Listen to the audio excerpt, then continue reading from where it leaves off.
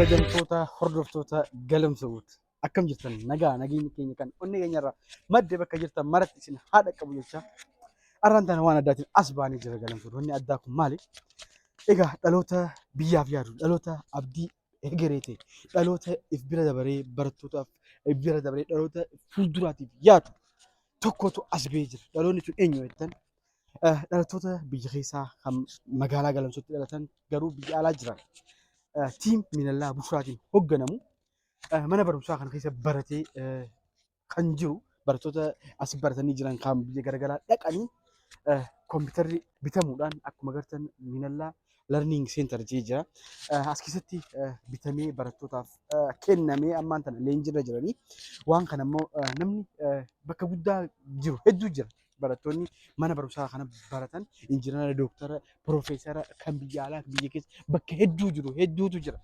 Haa ta'uuti namni akkatti yaadee biyya ifiitiif mana barumsaa kanatti baradhee as geejjee mana barumsaa isaatiif qalama tokko yoo kenne waan guddaa gumaachee jira. If bira dabaree dhaloota dhufuuf dhaloota egereetiif waan guddaa ashaaraa guddaa kaa'ee jira. Kanaaf tiim Minallaa Bushraadhaa waan jennee siif ibsinu hin qabnu maaliif ati mataan kee bira dabartee biyya kan kee bira dabartee dhaloota egeree dhaloota hedduudhaaf kan waan kana goote guddaa galatoomii ulfaadhaa isin jedhan warreen tiim Minallaa jala jirtan hundi keessanuu.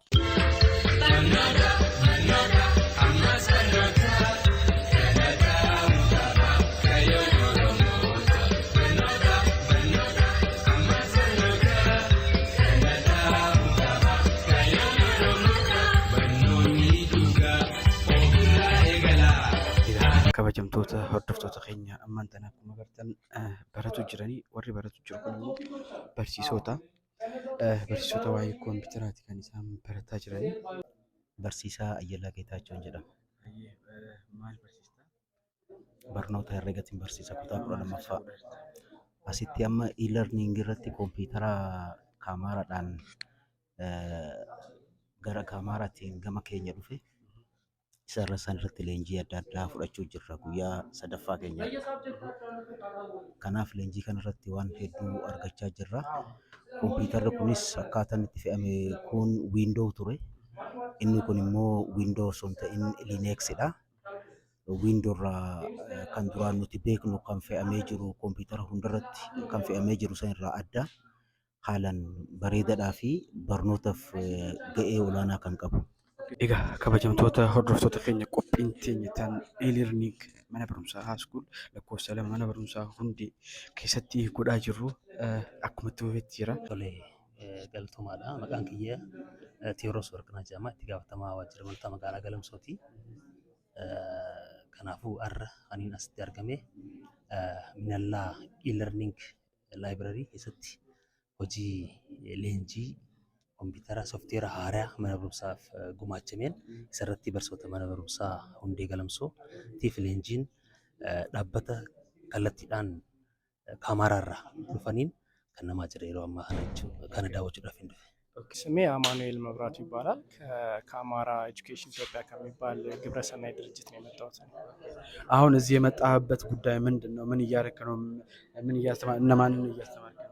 እሺ አሁን እዚህ የምንገኘው በገለምሶ ሁለተኛ ደረጃ ትምህርት ቤት ላይ ለመምህራን ስልጠና ለመስጠት ነው እዚህ የተገኘ ነው። ከ20 በላይ የሚሆኑ የሳይንስ እና የአይሲቲ መምህራኖች እዚህ ይገኛሉ። እንደሚታወቀው በትምህርት ቤቱ 40 ኮምፒውተሮችን ከካማራ ኤጁኬሽን ኢትዮጵያ ጋር በጋራ በመሆን ትምህርት ቤቱ ላይ ኢንስቶል አድርገናል። እነዚህ ኮምፒውተሮች ደግሞ ለመማር ማስተማር ሂደቱን በቴክኖሎጂ ኢምፕሩቭ ለማድረግ መምህራኖችን ተማሪዎችን ተደራሽ ለማድረግ በቀላሉ ትምህርታቸውንም ኢምፕሩቭ የሚያደርጉበትን ለማድረግ ነው እዚህ የተገኘ ነውና መምህራኖች እንዴት አድርገው የመማር ማስተማር ሂደቱን በቴክኖሎጂ ማገዝ እንዳለባቸው ስልጠና እየሰጠን እንገኛለን። አሁን በሚገኝ ሰዓት አሁን ይሄ ስልጠናው ለአስተማሪ ተሰጥቶ አስተማሪ ደግሞ ለተማሪዎች የሚሰጥ ነው ወይስ እዚሁ ላይ የሚቆመን ነው የሚለውን ነገር? እሺ በዋነኝነት አሁን ሜን ተጠቃሚ ወይም ደግሞ ዋናው ቤዛችን መጨረሻ ላይ እኛ አድሬስ ማድረግ የምንፈልገው ተማሪዎችን ነው። ተማሪዎች እነዚህን ሪሶርሶች ተጠቅመው ለውጥ እንዲያመጡ ማምጣት ነው። ትምህርት ቤቱ ላይ ኢምፓክት መፍጠር ነው። የተማሪዎችን ሪዛልታቸውን የአይሲቲ ስኪላቸውን ሊሆን ይችላል፣ ወይም ደግሞ ይሄ አካዳሚካል ያላቸውን እውቀት ሊሆን ይችላል። የ12ኛ ክፍል ተፈታኝ ተማሪዎችን አድሬስ ለማድረግ ነው። ስለዚህ የመጨረሻ ጎላችን የሚሆነው ተማሪዎች ነው። ስለዚህ አሁን እነዚህ መምህራኖች በተሻለ መጠን ስልጠና ከወሰዱ በኋላ እኛ የምንፈልገው ምንድን ነው? ሌሎችን መምህራኖች አሉ እዚህ ትምህርት ቤት ላይ ስልጠና ያልወሰዱ ሌሎች መምህራኖች አሉ። ስለዚህ ለሌሎች መምህራኖች በተሻለ መጠን እነሱ የወሰዱትን ስልጠና ለሌሎች ተደራሽ እንዲያደርጉ እና እነዛ መምህራኖች ደግሞ በስራቸው በየክፍሎች ያሉ ተማሪዎች አሉ። እነዛ ተማሪዎችን እዚህ እያመጡ በፈረቃ አንዳንድ ጎሉ ተማሪ ስለሆነ እነዚህ መምህራኖች ወርደው ተማሪዎችን አሰልጥነው ተማሪዎች እዚህ እየገቡ እንዲጠቀሙ ነው እኛ የምንፈልገው።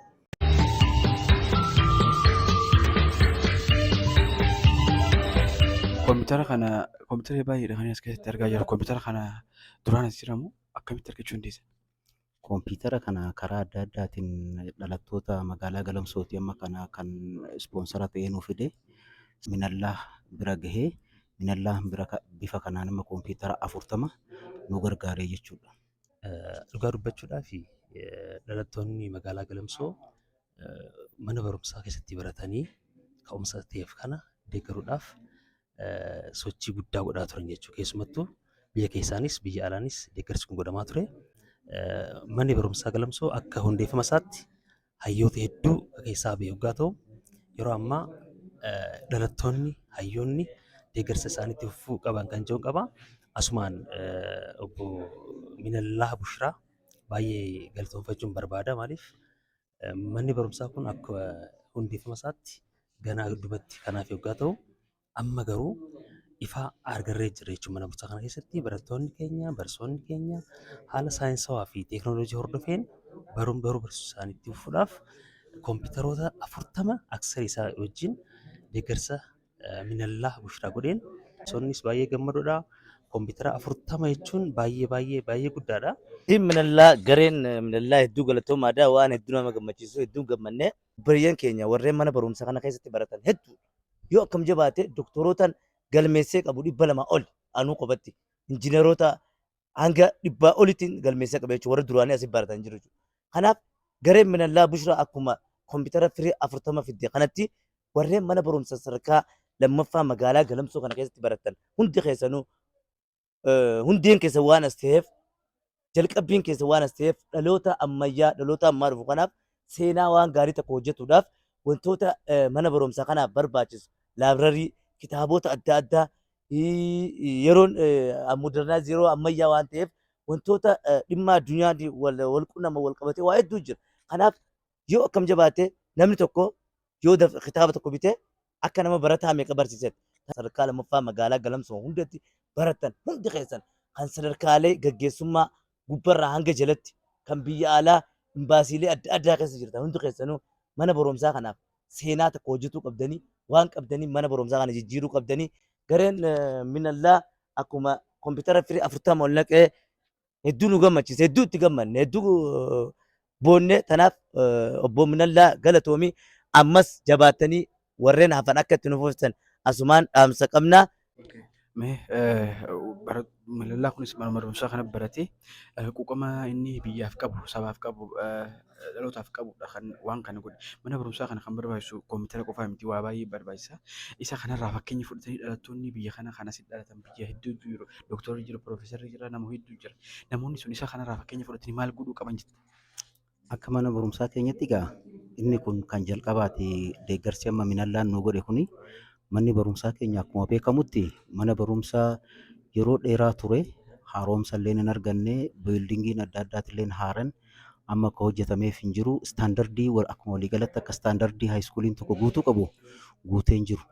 Kanaaf dhalattoonni biyya kanaa bakka hedduu jiranii biyya alaattis ni jiranii biyya keessas ni jiranii isaan sun akkuma Minallaan amma nu gargaare kanatti gargaarsa adda addaan dandeettii isaanii gargaarsa adda addaa nu godhanii manni barumsaa kun akka istaandardii haayiskuuliin tokko guuttachuu qabu akka guuttattutti waan nu barbaachisu hundaan silaa akka nu bira dhaabbatan ergaa keenya dabarfanna. በዚህ ጋር ተያይዞ ይሄንን ኮምፒውተር ያመቻቸው የዚህ አገር ተወላጅ እዚህ ትምህርት ቤት የተማሩ ልጆች ሚነላ ቡሽራ የሚባሉና የተለያየ ድርጅት ጋር በመተባበር ነው ይህንን 40 ኮምፒውተር እዚህ አስመጥተው ለዚህ አስተማሪም ለተማሪዎቹም ሚና የተጫወቱት። ሌሎች ተወላጆች ደግሞ ከዚህ ተምረው ብዙ ነገር እንዲያመጡ መልእክትም እናስተላልፋለን። ግን ከዚህ ጋር ተያይዞ ሌሎች መደረግ ያለባቸው እንደ አንድ ሰው መደረግ ያለባቸው ለተማሪዎች ድጋፍ መደረግ ያለባቸው የምትለው ነገር ካለ እንደ አንድ አስተማሪነት? አሁን እንደ ትምህርት ቤት እዚህ ያየናቸው አንዳንድ ችግሮች አሉ ስቲል መቀረፍና መሻሻል ያለባቸው። ስቲል ከመቀመጫው አንፃር ጀምሮ ይሄ ባክ ሰፖርት የላቸውም እና ተማሪዎች እዚህ በሚገቡ ሰዓት ሎንግ ተርም ኮምፒውተር ላይ በሚጠቀሙ ሰዓት ቁጭ በሚሉ ጊዜ ይሄ ጀርባቸው የሆነ እንትን ሊላቸው ይችላል በዚህ ሆነ። ስለዚህ አንዳንድ መሟላት ያለባቸው ነገሮች አሉ። ስለዚህ አሁን እንደ ተማሪ ይሄ ተወላጅ እዚህ ያደረገው ነገር በጣም ትልቅ ነው። ሁሉም በየትምህርት ቤቱ እንደዚህ አይነት ነገሮችን ማድረግ ቢችል የተሻለ ደረጃ ይደርሳል። ስለዚህ ስቲል አሁን ይሄ አንድ ስቴፕ ነው፣ ገና አላለቀም። ትምህርት ቤቱ ላይ የተሻለ ነገር ለማድረግ አንድ ስቴፕ 40 ኮምፒውተር መምጣቱ ይሄ ኢንስታሌሽን መሰራቱና ስልጠና መውሰዳቸው አንድ ነገር ነው። ግን ከዚህ ጋር ደግሞ ተያይዘው መቀጠል መምጣት ያለባቸው ነገሮች አሉ። ተማሪዎችን ሰፖርት ማድረግ፣ በመምህራን ደረጃ ደግሞ መምህራኖች ተማሪዎችን ፎሎ አፕ ማድረግ፣ በትምህርት ቤት በአመራር በዞን በክልል በወረዳ እያለ በፌዴራል ደረጃ ድረስ የሚመጣ ነገር ነው። ኤጋ kabajamtoota daawwattoota keenya akkuma dhageessan barsiisaa waajjira barnoota Itoophiyaa irraa dhufee barattoota haga 200 kana barsiisaa jira. Kanaan wal qabatee immoo bu'uurri waan kana akka inni dhufee as barsiisu barsiisonni kunis baratan kan godhe kallattiidhaan Minallaa Bushiraa tiim Minallaa Bushiraa kompiitara kan hordofanii dhalootaaf waan guddaa kan hojjetanii guddaa galatoomaa isin jechuu barbaanna. Manni kun e-learningidhaaf yookaan kompiitara laabiidhaaf waggaa mijaa'u wanta hanga ACT jechuudha. Hanga ventileetarrii qilleensa hafarsu as keessatti koorniisaa waa hedduu jira. Maggaarajaan jira. Gaffoddaan qilleewwanni akka hin seenne barbaachisu waa hedduu jira as keessatti. Jenereetarrillee yookaan ifaa dhaamu baay'ee barbaachisaadha. Isa kana egaa akkaataa danda'ameen biyya keessaanis biyya alaanis keessumattuu kaka'umsa ammaa kan irratti hundaa'uudhaan deeggarsi mana barumsaa kanaaf sirriitti fufuu qabaa kan jedhu qaba. San dura immoo qaamoleen adda addaa akka kompiitarri kun argamuuf gahee olaanaa kan taphatan ni jiranii. Barattoota keenya keessaa Abbaasoo faan, Feesal faan ijoolleen hedduun waan kana irratti gahee guddaa taphataa turanii. Qaamoleen adda biraatis Maammashaafin faan gahee olaanaadha taphatanii. Kanaaf isa sanirra dhaabbatee piroomoshiniin ifa hojjetamee booda qaama nu gargaare kana Minallaa bira gahee Minallaa bira bifa kanaan amma kompiitara 40 nu gargaaree jechuudha.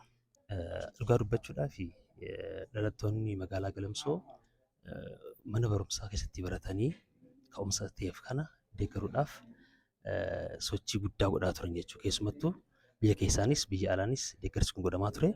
Keessumattuu kaka'umsa Galamsoodiin wanti kun akka eegalame baay'ee appreciating godha. Bu'aa tana dura gareen Galamsoo mana barumsaa sadarkaa lammaffaa magaalaa Galamsoo keessatti kallattiidhaan waa'ee mana barumsaa kanaan wal qabatee waa hedduu haasa'aa ture. Sanarra ejjetuudhaan